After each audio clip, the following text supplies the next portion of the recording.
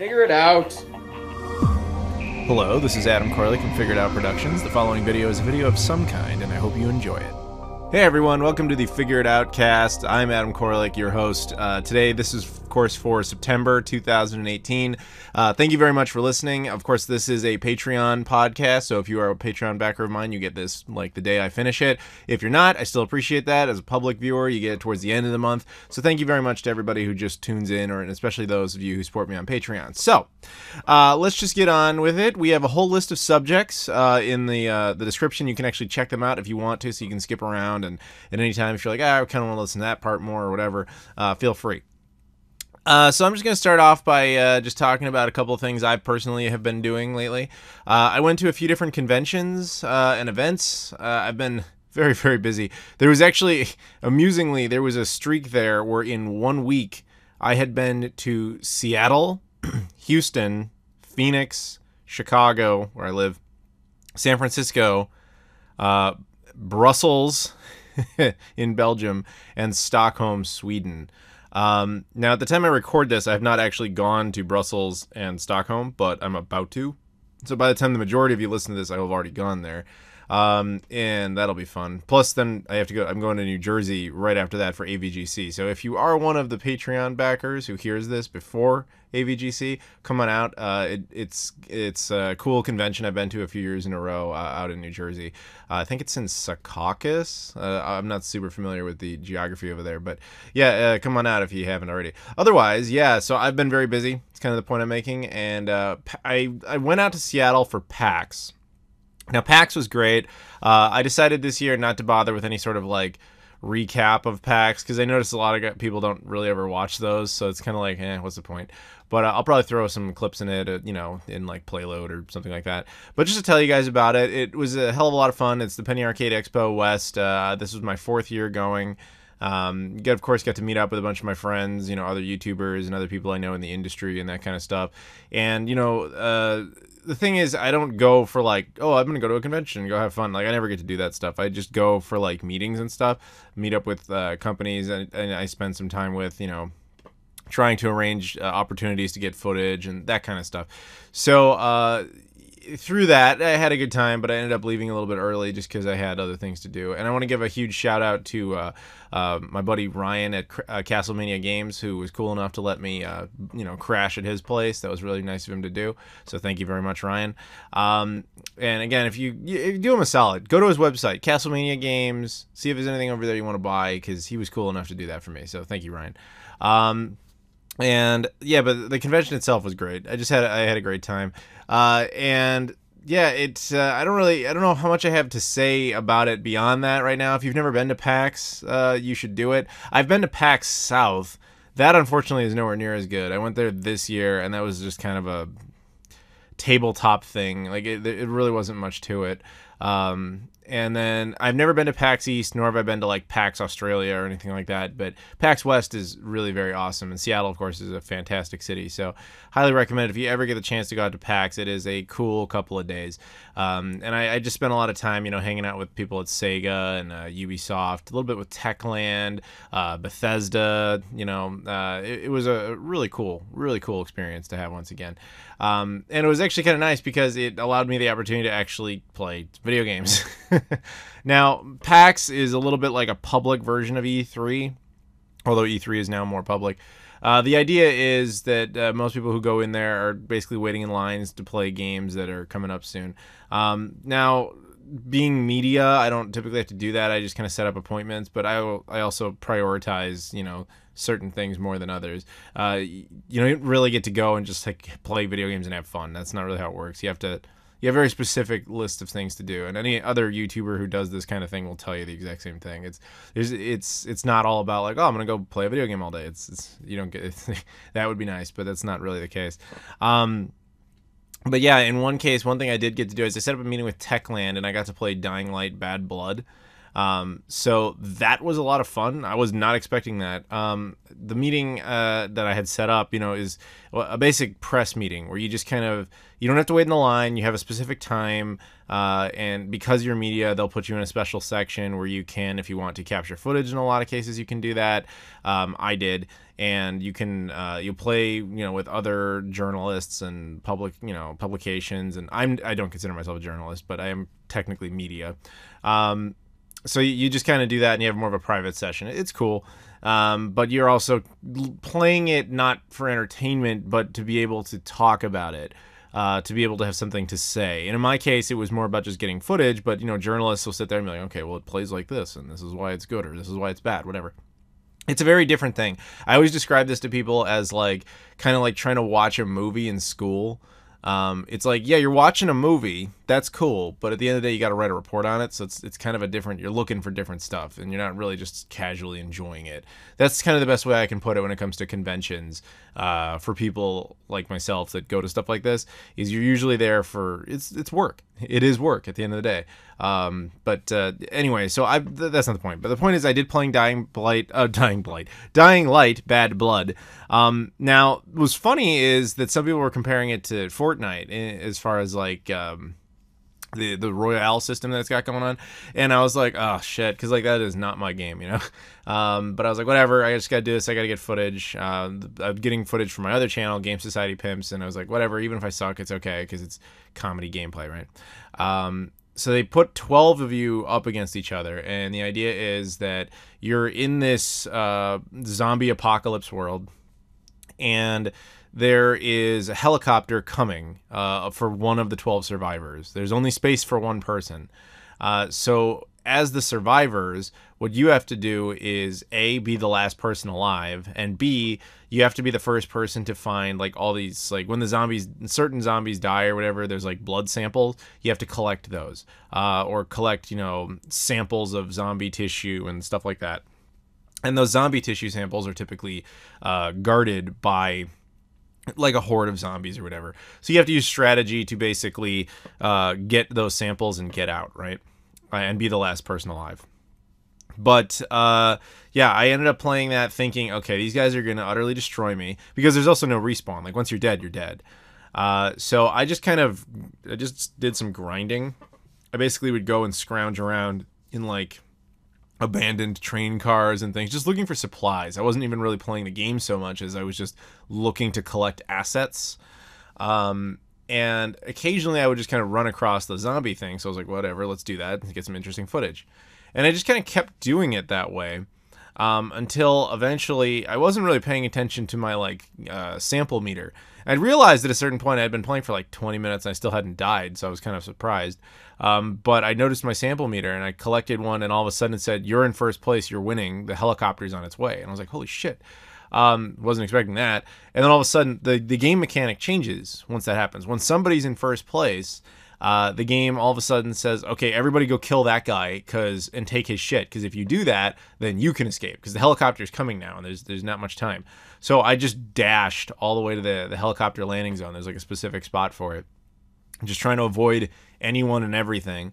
And at that point, most of the other players were dead, so for the most part, that wasn't an issue. But I get to the landing zone, and you have to wait there. You have to defend the position for 30 seconds for the helicopter to show up. And there's 15 seconds left. It gets down to that point, and then some dude shows up and he starts to attack me, and I ended up killing him. I ended up succeeding. Then I won, and at the end, they gave me this special themed backpack for the game and stuff as a prize for winning first place. And I was like, holy shit, because I went into that completely expecting to get demolished. I didn't even know there was a prize, so it's cool. You guys will see it in the playload. I'll just show the bag. It's pretty neat. But yeah, that was my story with playing Dying Light Bad Blood. I had a lot of fun with that game, a lot more than I was expecting to. So, but then again, I also won, so that makes me a little biased, I guess. But the footage of that does exist. The other weird thing about that is I noticed in that recording session, or media session, if you will, I was the only person that recorded footage. I don't know why, but I was. So that was cool. And the other thing, this subject, by the way, was supposed to not be so much about PAX as it was about games I played recently. The other thing I got to play a lot of recently was Assassin's Creed Origins. That's the San Francisco leg of that list of trips I just mentioned. yeah, so Ubisoft brought me out there to play Assassin's Creed Origins, or not Origins, sorry, Odyssey, Assassin's Creed Odyssey, and that's the new Greek one. Now I've done, as you guys follow me on different things, I do Ubisoft stuff all the time. They love me for some reason. So thank you to Ubisoft. But they had me play this game, and I at first was kind of like, oh man, I don't know if I, because like the way it works is you typically do from like 9 to 5 as a recording session. Like you're expected to be there at 9. Recording session typically starts at about 9:30 to 10. You know, like there's like a half hour to an hour of like socializing and just communicating with people and doing a presentation, that kind of stuff. And then the rest of the time is recording session stuff. So when a game isn't that good, that can be brutal. So I was like, oh god, because previous Assassin's Creed games, like it's never been my franchise. I don't dislike it by any means. But I've never, gotten the same affinity for it that a lot of people do. Like my girlfriend, for example, is in love with that series. And she's always upset that I get to go to these things and that she can't. It's like, well, sorry. But, yeah, so like I had fun with Origins. I had fun with Syndicate. But like when the session was over, I was kind of like, okay, good. I'm done. Odyssey, though, I fucking loved that shit. I played that thing, like there's a finite amount of things that they allow you to play in those events, because that's what they're allowing, capture of and stuff like that. So you want to stick to that, even though they're like, you can go play other parts, like the game is available to you, you just can't record any of it. And when your function is your purpose there is really to record footage, like in this case for my other channel, Game Society Pimps, you want to focus on the stuff you can actually make usable content out of, right? That just makes sense. So I focused on that. And in this case, there were like 2 islands you could get footage on. And I literally did everything. I did every single not only story mission, but side quest that was possible. And all the way to the point where I got there and I completely was just fucking around. Like I had an absolute blast playing that game. Way more than I expected to. And yeah, I hope it plays like that throughout when the final version comes out, because I would definitely play that again, because that was really, really entertaining. And like I said, I have been, it's not like this is exclusive to the whole concept of like, well, he went to the event, so he probably liked it. It's like, no, I went to the Origins event. I went to the Syndicate event. And it didn't make me love those games. It has nothing to do with that. A good game is a good game. A bad game is a bad game, But I really, really enjoyed what I've played so far of Assassin's Creed Odyssey. And we did one video on my other channel of me playing it and like horribly failing at it, because they didn't give us a crash course on the game. They just started us off at like a huge boss fight, and I had no idea what I was doing. This session, they had us start at the very beginning of the game, so that was very cool. And then I grew to really enjoy the combat and get used to it and all that kind of stuff. So, yeah, it's pretty different than other Assassin's Creed games, and maybe that's why I liked it. But I also say that from a standpoint of somebody who was never really super into Assassin's Creed the way other people are. So maybe that's a good part of it. But yeah, I really had a good time with it. So yeah, that's what I've been playing lately. I'm curious what other people have been playing lately. The one thing I really would like to play, although I don't really have any time for it, is the new Spider-Man game. I really want to check that out. But yeah, I haven't really pursued that at all. And obviously, I recently did, of course, finish Shenmue 1 and 2 again. And I've been streaming that a little bit over on our Twitch channel on GSP. So if you ever want to tune in for that, you can, especially if you're a Shenmue fan, because sometimes I get Corey Marshall on the phone and have him join us for a few minutes, which is cool. But yeah, that's about it for that particular subject. So I guess with that, let's move on. The next subject is kind of more of a strange one. So there's a Twitch streamer that some of you might know, maybe. She goes by the name Littlesiha. She is a Just Dance Twitch streamer, as in like Ubisoft's like Just Dance franchise. Now, I read this article about her recently, and I was like, yeah, that's so interesting, because basically what's happened with her is that she's been doing Twitch streaming of Just Dance content for like 4 years. She's like the number one streamer of that franchise. And I know that because I have met her multiple times at these events. You know, we hung out like once after one of these events. It was like a couple people from Ubisoft, myself, her, and a couple other people. We all went to Buffalo Wild Wings together. Like, you know, I mean, I'm in this weird club of knowing these people. So when I see articles like this, it's like, wow, because you get it on like a different level. Basically, she had a stream that didn't start like her normal streams. Usually it's just dancing and all that stuff. And this one started with her getting real, being like, she was just basically getting to the point of saying that she was burned out on doing this stuff because while she loves dancing and loves all that stuff, she just is tired of doing the same songs and same performances over and over again. And this wasn't like a slight against the game. It was just hitting that wall that a lot of streamers, especially in a niche, you know, like category, feel, or content creators in general. And I present this, A, because I empathize with her because I know her, but B, because I get that pain of like when stuff gets a little monotonous and you're just kind of like, what is even the psychological reward of continuing to do this? And I know that can be weird to people when they listen to this stuff, because I'm sure some of you listening to this are like, so she plays video games for a living and she loves to dance and for some reason she's complaining. Or you even earlier when I was talking about like, well, I get to go to a convention, I have to fly all around and stuff, and I get to do all this stuff. Wow, you have it made. How can you fucking complain about it? Like, no, it's not as glamorous as that sounds. If it was that way, that would be awesome. But like I said, there's so much work to it, and it becomes eventually just very tiresome and monotonous. And don't get me wrong, I'm not saying I'm done doing anything anytime soon like that, but I'm just saying I understand where she's coming from, where she is just tired, you know? And I won't name any names, but I can't tell you how many times I've been to like events or conventions, and you start to really get to know some of these people, because a lot of us end up on the same circuit of different things, and we'll see each other at completely different cities and completely different locations all around the world. And you know, so you start to become part of that little club, right? And a lot of us will often somebody will just say something like that, where they're like, do you ever get tired of this? And you kind of go, yeah, man, like it's not always fun to be hopping a red eye and be bouncing all around the place to go do something. And like, I'm not complaining. I love my job. I love what I do.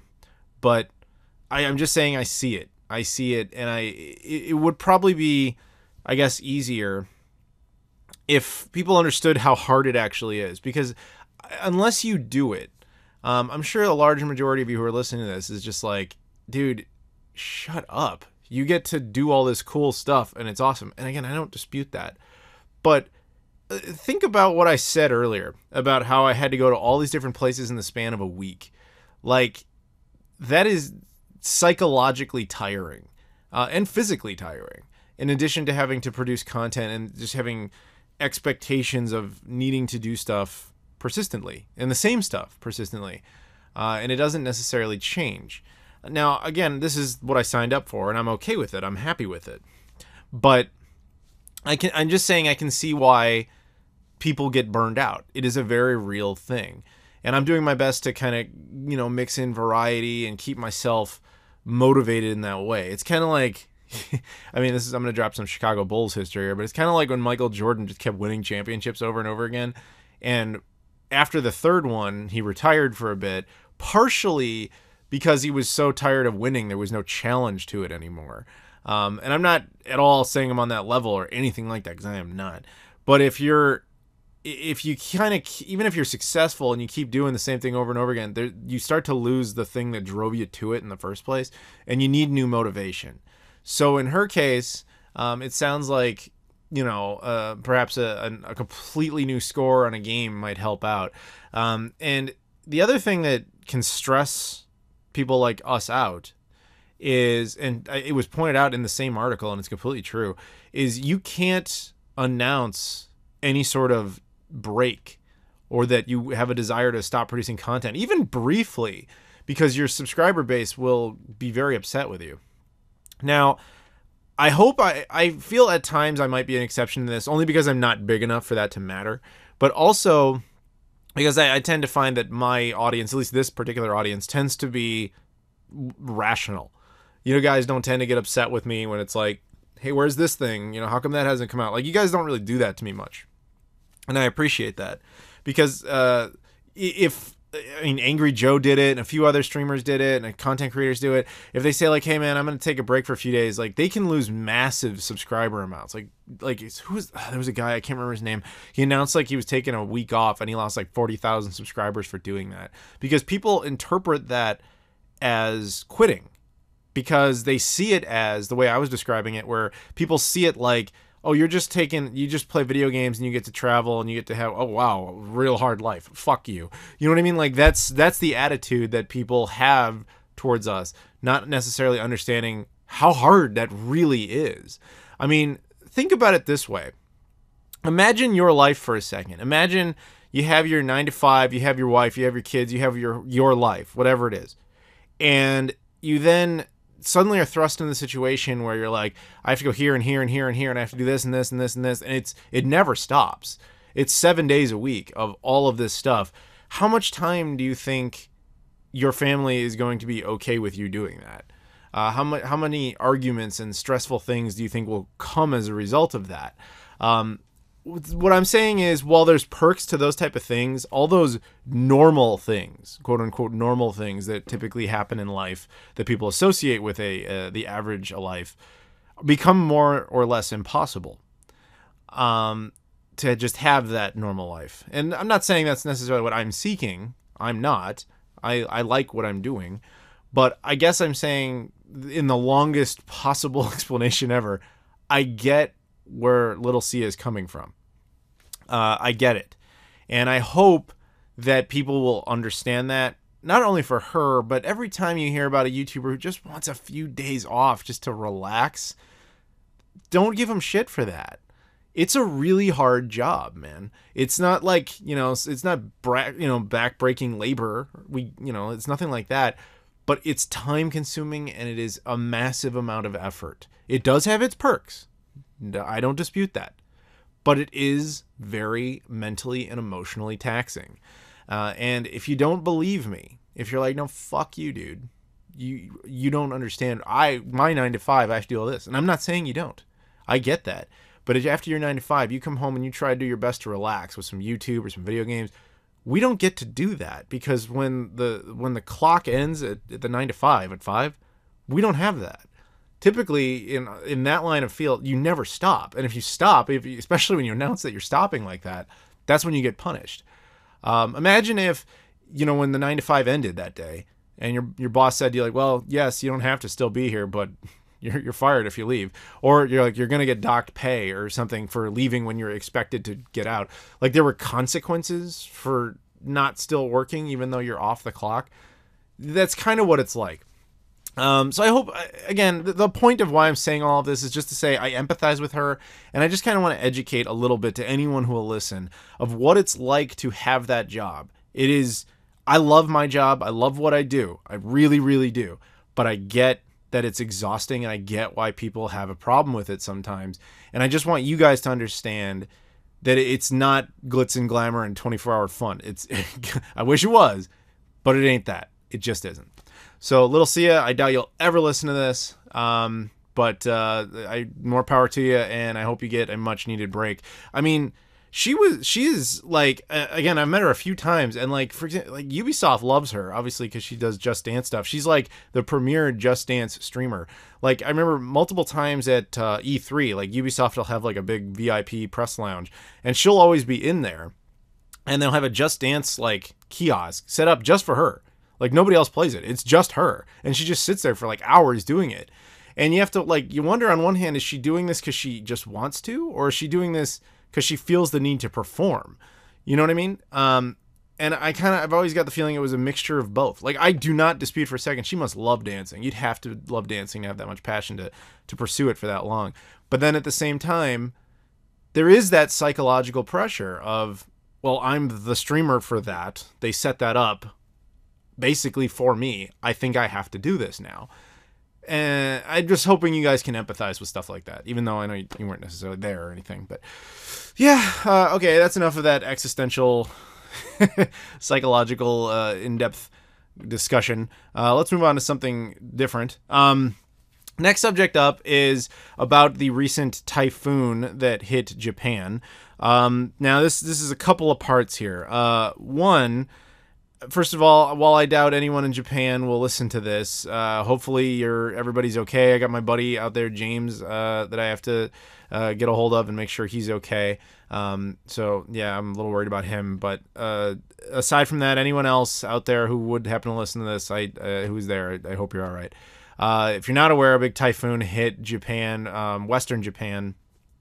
And it like mostly damaged like the Osaka area. Like I was there earlier this year. So I'm looking at this footage and I'm seeing stuff like I've been there, man. And now it's like all destroyed and shit. Like the Tennoji train station, there was like this big crane that fell on it. I was like, holy shit, I was there only a few months ago. Kansai Airport, which is the most fascinating one. Like that's an airport. My understanding of the way that airport works is that's Osaka's airport.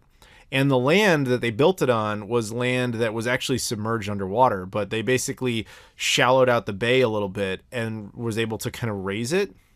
And they built an airport on that. And then they realized it was sinking. So they've been doing like efforts to kind of try and keep it afloat in other ways. This put the airport kind of underwater, caused massive amount of damage. Like flights that were on their way there had to be turned around because you literally couldn't land. There was nothing to land on. So it's just crazy. It's absolutely crazy to think about how damaged that place was. And I say that not just, as a human being, as someone who empathizes with all these people going through damage, but also because I was there, a few months back, and it's kind of weird to me. But at the same time, we're kind of going into this story here, where the point of this was, it was so intense, this typhoon. It was the biggest one in 25 years. Nintendo's corporate headquarters in Kyoto.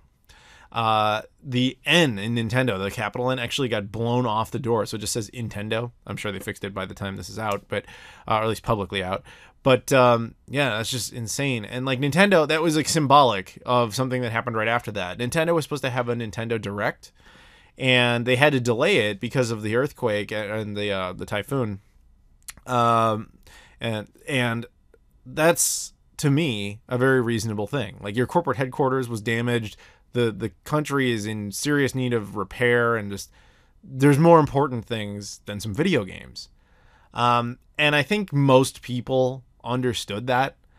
But when I see like tweets and videos of people who are like raging about, how it's unprofessional for Nintendo to do that and stuff like that, I'm just like, dude, they're video games. People's lives are at risk right now, man. Like, come on. Like, be more compassionate. You'll still get your games. You'll still get your announcements.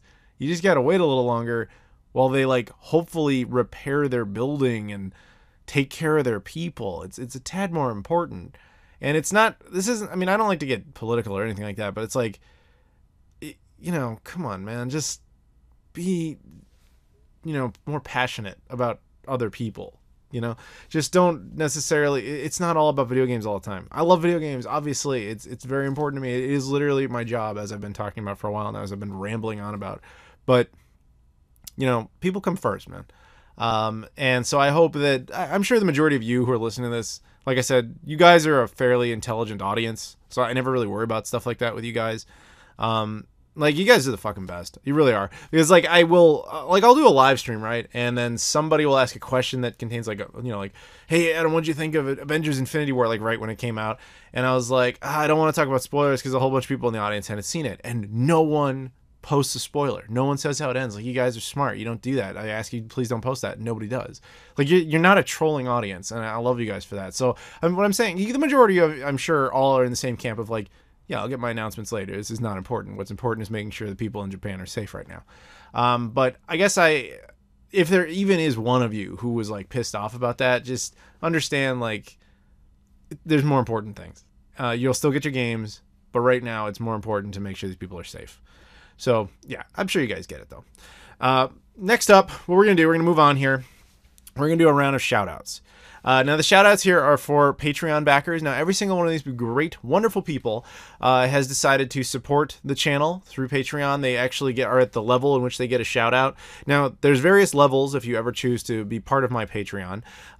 You can get just access to the podcast early the day it comes out, as well as all my videos that I'm able to post early, usually by a few days. You get access to that as well. You're eligible for occasional like Steam key giveaways, stuff like that. You can, of course, get a shout out, as these guys all will. You can even be on this podcast if you want. You can choose subjects for it. Like, there's a whole bunch of stuff over there if you ever want to do it. I recommend it if you have any desire to support the channel in a financial regard. And if not, that's totally fine as well. I appreciate you just listening to this in general. It's awesome of you to do that.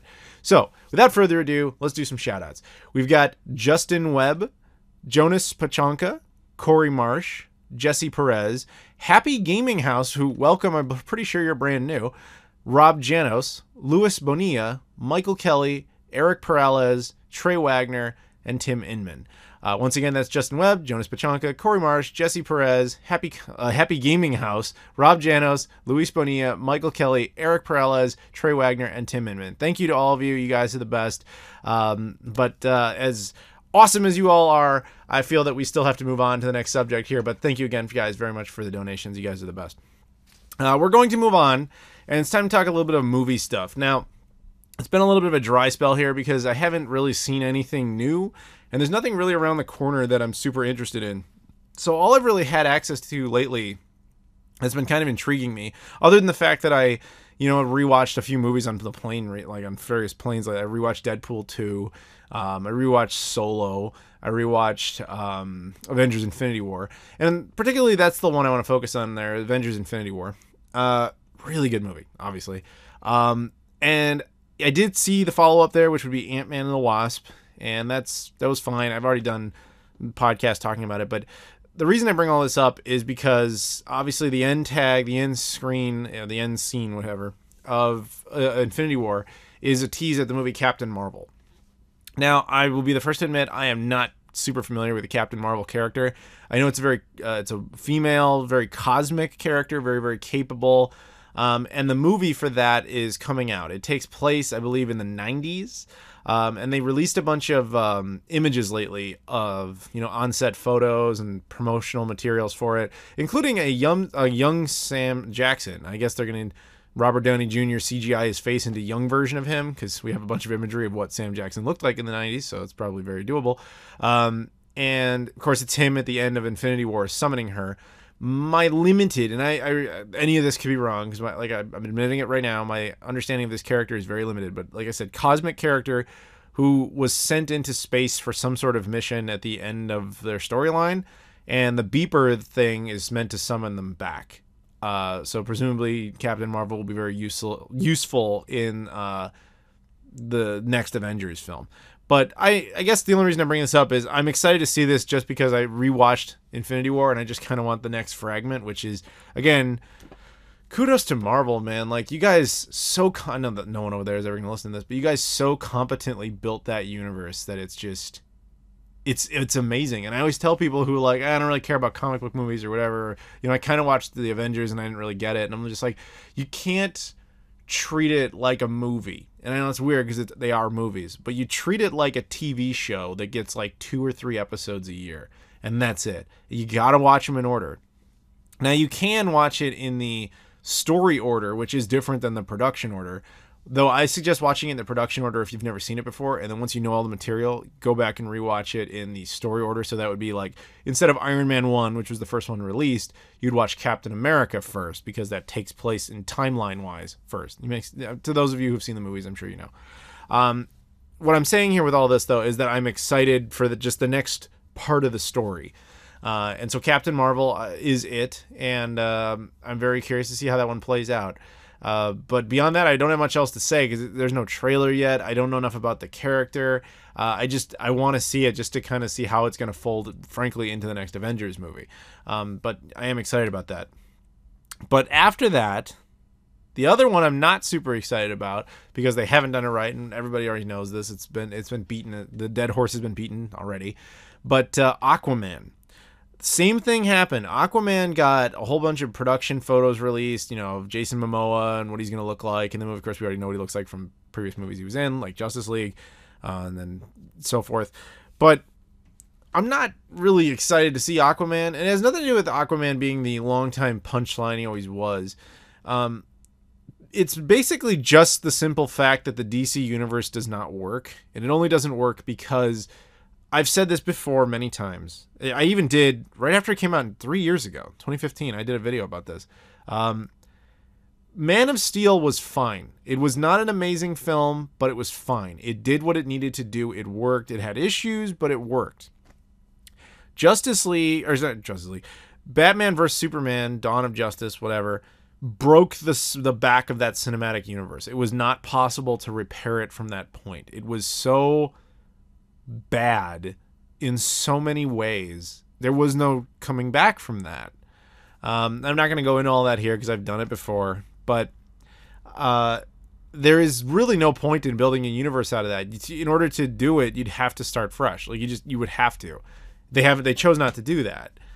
They chose to press on, and I know people differ on that. And they think you just kind of have to get over it, but there isn't. There is no getting over it, because what they wanted to do was set up the same model as Marvel, which is every single movie that comes out, people will go see because they'll treat it like this is an event. This is the next episode of that big TV show that I'm watching. Like that's the reason something like Thor Ragnarok, which frankly, until Thor Ragnarok, the Thor movies weren't even good. But that movie was pretty solid, and it outgrossed Justice League. And it was just because people associate the Marvel Cinematic Universe with anticipation and quality and something they want to see. Whereas DC, not so much. And that kills me because my favorite comic book hero of all time is Superman. And my favorite standalone, well, it's kind of standalone, comic book based movie is The Dark Knight. So like I historically have always fallen more on the DC side than the Marvel side of comics.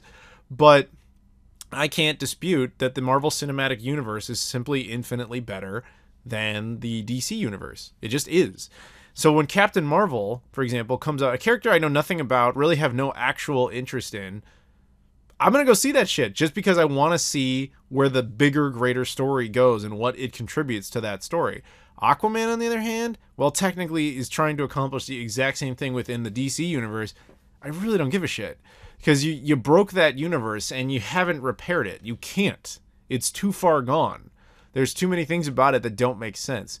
And we could get into why that is, but we're not going to. It would be like a 3-hour discussion, but I just wish that you could get in Doc Brown's time machine and just shake someone over at Warner Brothers and say, do not let Zack Snyder make Batman v Superman. Although, to be fair, we now know he didn't want to make that movie. The studio forced him to. So you want to go over there and shake the studio and be like, don't try to make this movie yet. Don't do it. Build more organically. And I even gave ideas for that at the time, and I wish that's how they had done it. Like, all right, I'm going to repeat just a small part of this. The only part of Batman v Superman I really liked was the opening sequence, which was, it showed what Batman was doing at the events of Man of Steel. So Man of Steel, of course, the Superman movie, he's fighting Zod in the city, right? And when Batman v Superman starts, you just see that from the ground of Bruce Wayne / Batman's perspective. Spoilers, Bruce Wayne is Batman. Who knew? But I felt that the Justice League universe, if you want to call it that, maybe that's what it should have been called. I feel that universe could have worked very well if every movie in that universe started in a similar way. If Man of Steel, because in the comics and in the other storylines, Superman is the unifying force that brought the Justice League together and really organized everything. That's how it's always kind of been portrayed. So it would fit thematically if the Man of Steel event, was what brought that universe together. But since they started with that movie, that would have been a unique way of doing it, because you would have told this character's, the Superman's character's movie, but at the same time given an amazing foundation for all these other characters. So one such example, let's say Aquaman, rather than however it's going to start, it should have started with, if you remember in Man of Steel, there's that drill thing that's like the world engine that's pumping on one side of the planet and pumping on the other. The other one's in the South Indian Ocean and it's like doing some shit. If Aquaman was having to deal with that thing trying to like destroy his home underwater, that's a great way to start the movie. And then he sees like Superman destroying it. Every single one of these characters should have had a movie that started like that, because even in Batman v Superman, it says like, right after you see that whole sequence, it says something like 2 years later or whatever. You don't jump that far ahead, but you basically just start every movie off like that, and then you just kind of have a origin story for all those characters leading up to that point. That's your phase 1. And then you do something like Justice League. You don't do it at all the way they did. The Batman v Superman thing should have been like in, really, frankly, if you're gonna copy the Marvel formula, it should have been like phase 3. It basically was their attempt to make Captain America: Civil War, but they did it as their second movie, which is terrible. But we're not gonna go into any further than that because, as you can tell, it already starts to piss me off. But I just wish, like, somehow I could have been involved, man, because that's such a simple organizer note, and I always felt like, you know, Marvel has Kevin Feige to do that, and Warner Brothers has no one to do that. And I always felt that Kevin Smith would have been a perfect role for that. And I don't mean he would have been the filmmaker. I meant just the comic book architect who says, make sure your movie has this, this, and this, so that this will all fit together. Other than that, make your film. He would have been good at that, especially as someone who has made his own cinematic universe previously. But yeah, or, you know, I'd love that job, right? But, you know, but whatever. But yeah, that's about it I had to say on those two. It's just the stark difference between those two franchises. I'm excited for one of Captain Marvel, a character I literally had not heard of until the end of Avengers Infinity War. Aquaman I've known about since I was a little kid. Granted, usually it's a punchline, but I've known about him. And I don't care about seeing his movie. See what I'm saying? There's logic to that. Moving on, though. The other... so I was just looking this up today because I was looking about, you know, at some movies. Then I just noticed, this is a short little blurb, though. There's another Johnny English movie coming out. And I was like, how did that happen? For those who don't remember this franchise, Rowan Atkinson, a.k.a. Mr. Bean, he was in Road Trip as well. And, of course, he's Johnny English.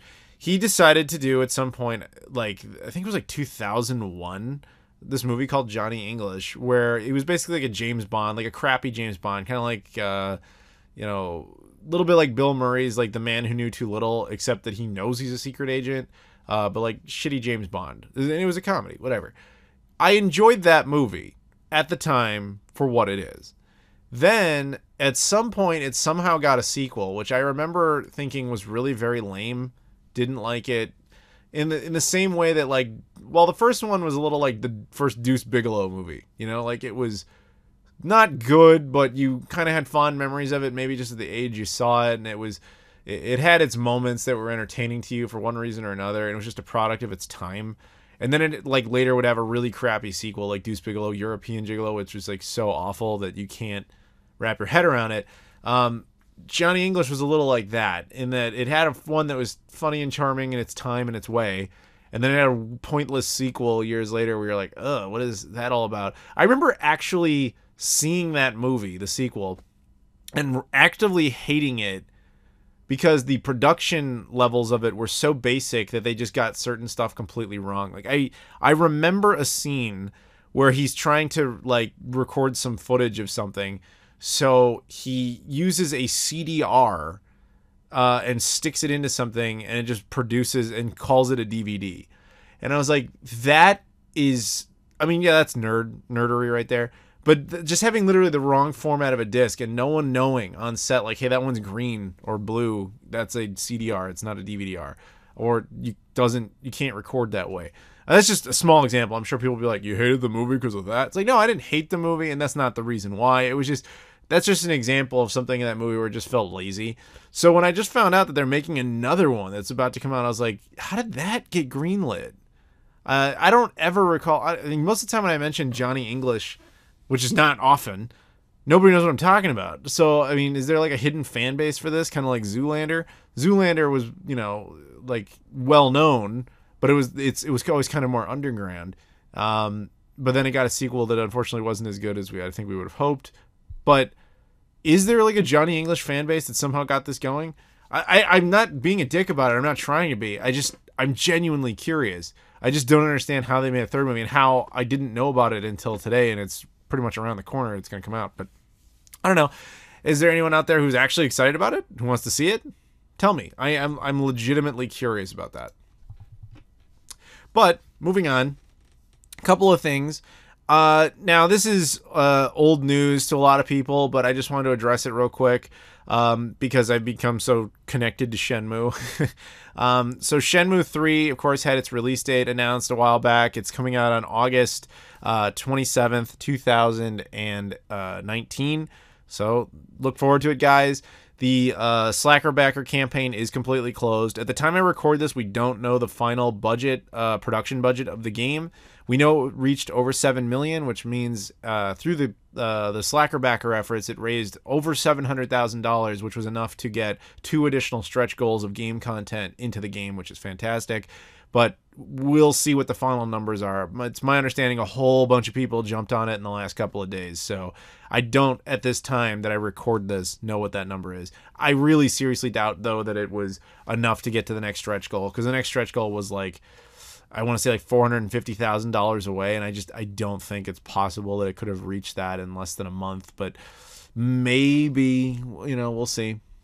I mean, you guys might already know, but we'll see at some point, I'm sure.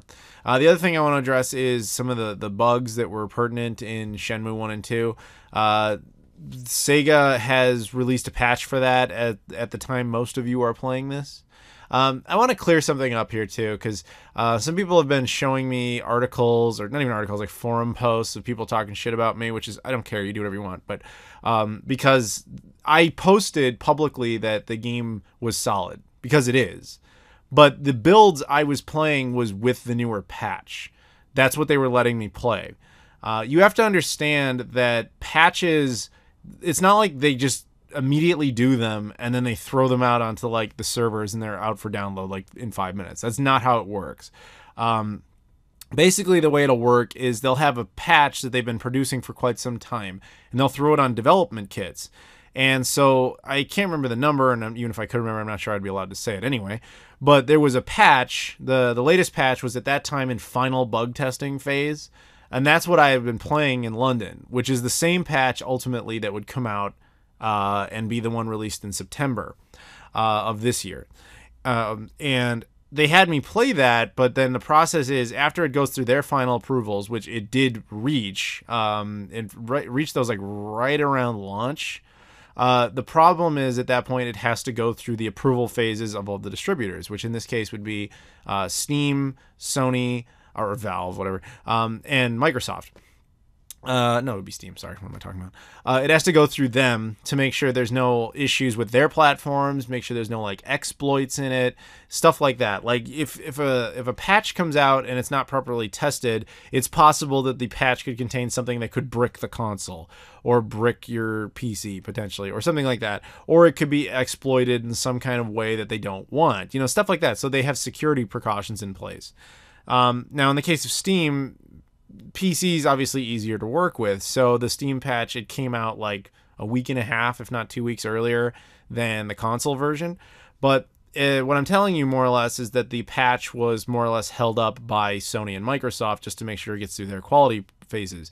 Because the other part of it is, they have other patches for other games they got to screen too. So this happens constantly. It's something I'm learning more about as I work with more of these companies. It's the frustration you see on their faces from the internal side of like, oh, the fucking thing is done, but this is blocking it, and there's nothing we can do about it. So I empathize, I really do, because I obviously want the game to run flawlessly. And yes, and I don't dispute it would have and should have been a situation where the game was 100% ready to go on day one. No part of me disputes that. But I wanted very much on the record that the version I was playing was with this patch, but I was playing it that way, like a month and a half ago. So yeah, I just want to set the record straight on that kind of thing. That said, by the time the majority of you hear this, those patches are out and things are fine. But I also would like people to understand that game, man, like, is a coding nightmare. It really was. I've seen people say just really stupid things about how short they think the development cycle was. I've seen people say it was as short as like 26 weeks, which I just laugh, because it's a lot longer than you think it was. Like a lot longer. But those games were very uniquely programmed, really written to just run on the Dreamcast. The fact that the second one even got onto the original Xbox was just through the sheer will of Microsoft money that made it happen at the time. So it took a massive reconstruction effort to get this to work. For those of you who perhaps know film a little better, getting it to run was almost like if you had a final film of a movie and then someone destroyed every copy of it, and then all you had left was the original elements. Like you had just somebody took every frame of the film and like its actual film, and then cut it all up into confetti and threw it into a garbage can, and then that garbage can you had to dig through a landfill to find every single piece, and then basically reassemble the entire thing out of that. That would take a while, and there might be some mistakes in it. But that's how oddly programmed that game was, and in the state, frankly, it was kept in. So I'm just glad it exists. And the fact that D3T is so committed to still working on it and making sure everybody's happy with it is awesome. It is unfortunate that the release date wasn't held back a little further. I agree completely on that. But I do want it on the record that the patch existed at that time. It just couldn't be released for basically those distributor reasons, which is unfortunate. But whatever, moving on. Speaking of other Sega content, as I'm sure a lot of you know, Streets of Rage 4 was announced. I have not yet got to play this. I've known about this for quite some time, which I hinted at a little bit in one of my videos, and I said, oh, Sega's working on some cool stuff. This was one of those things. Streets of Rage 4. They're working on some other stuff too, but I can't say. I have not played Streets of Rage 4. I've been told that opportunity will probably present itself. But we'll see how that goes. I do know people that have, and they say it's awesome. But I'm looking forward to the final release of that. Some people are questioning the artwork of it and everything, and I'm like, no, I like the way it looks. It looks like updated nostalgia, which is pretty much what you want in Streets of Rage, I think.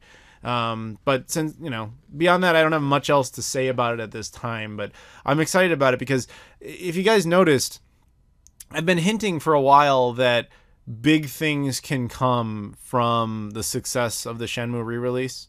While this would have happened anyway, is one of those type of examples. This is one of those things that Sega's trying to change, but they need a push. You know what I mean? And that much I can tell you. Because there's people there who want these changes, and there's people who do not. When these type of projects are successful, you'll get more of these type of projects in the future. But that's all I'm really allowed to say about it. So I hope you go out and support stuff like this, because if you're a Sega fan, this is the best time Sega fans are going to have had in many, many years. So, yay, Streets of Rage 4. Now, the last subject here before we go is brought to us by Kyle Vaughn, who is another Patreon backer. Like I said earlier, you can actually pick a podcast subject if you want. Now, ironically, Kyle never does that. He just lets me pick. So thank you, Kyle. But this was one that it just kind of popped into my head. And I think it was because I was, going to talk about Streets of Rage 4. But the subject I came up with was, take every game you can think of that you like from history, not just modern stuff. In fact, let's take away modern stuff. If there's any game you could just have a DLC pack come out for in a perfect world, what would that game be? And I want to explain my question a little more, just in case just to make sure you understand the qualifier. DLC has really kind of existed since the 6th generation, in its more modern form anyway. Granted, it started off very limited and has become expanded and now is like expected in a lot of cases. But was there any game, let's say, from the 6th generation and before that did not have DLC, in some cases because it literally could not? Obviously in the earlier generations, it was not possible to do that. Was there any game that you liked so much you would have just loved to have more content of? Not a whole new sequel, but just more levels, more missions, what have you. Now, personally, there's so many games I've really enjoyed that would meet that definition. Like, I would love to have seen, an expansion for Super Mario World that consisted of another island that just had 5 more levels on it. That would have been great. Same type of thing for Donkey Kong Country would have been awesome. Star Fox 64, if I could have had 2 more levels in there, that would have been good. Obviously that list could potentially be extremely long. And I'm curious what people would say if you could pick one.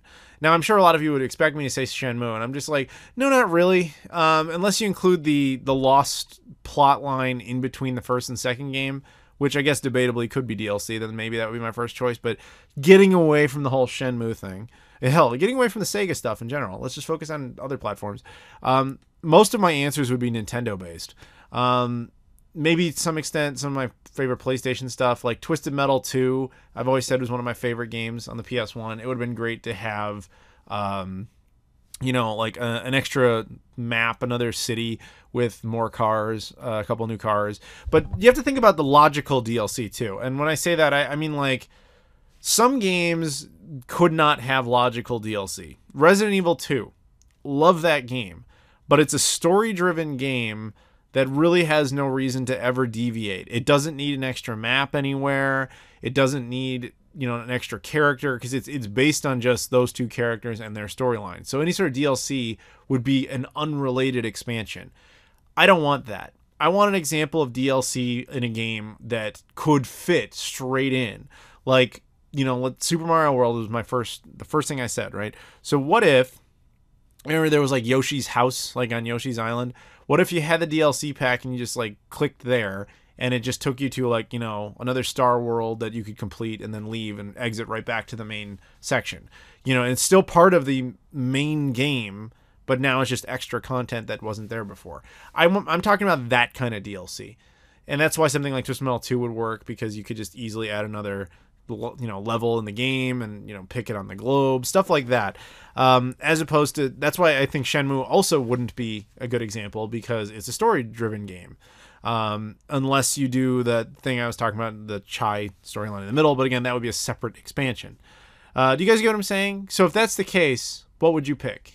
And I think my answer off the top of my head, which tells you something, by the way, I did not want to cheat on this. I thought of the subject, but didn't put any thought into what the game was going to be, because I wanted to just see where I kind of organically threw it out. And I guess my answer is Super Mario World. So how about you guys? What would you think? So take a minute, think about it, write in the comments. I'm legitimately curious to see what people say. And I mean, that's just the way I'm framing the question, is I think that it should be DLC that could not exist, did not exist, but logically would fit into the game, as opposed to like, oh, I want a new Fortnite map. Well, you're gonna get that anyway. You know what I mean? And like, that has nothing to do with the main storyline or anything like that. I don't know, but you're also, if you just choose to say, no, man, fuck it. If I could have any new DLC, I would want Fortnite stuff. Fine, that's your choice too. I'm just curious, if you could stick within the frames of the question, what would your answer be? But I guess that'll be it for now, guys. Thank you very much for listening, and of course to the Patreon backers who support this. Again, special shout-outs to Kyle Vaughn, Justin Webb, Jonas Pachanka, Corey Marsh, Jesse Perez, Happy Gaming House, Rob Janos, Luis Bonilla, Michael Kelly, Eric Perales, Trey Wagner, and Tim Inman. Thank you guys very much for supporting me. Thank you to all the other Patreon backers who support me. Thank you guys, if you're just listening to this publicly, thank you very much for listening, and I'll see you all later.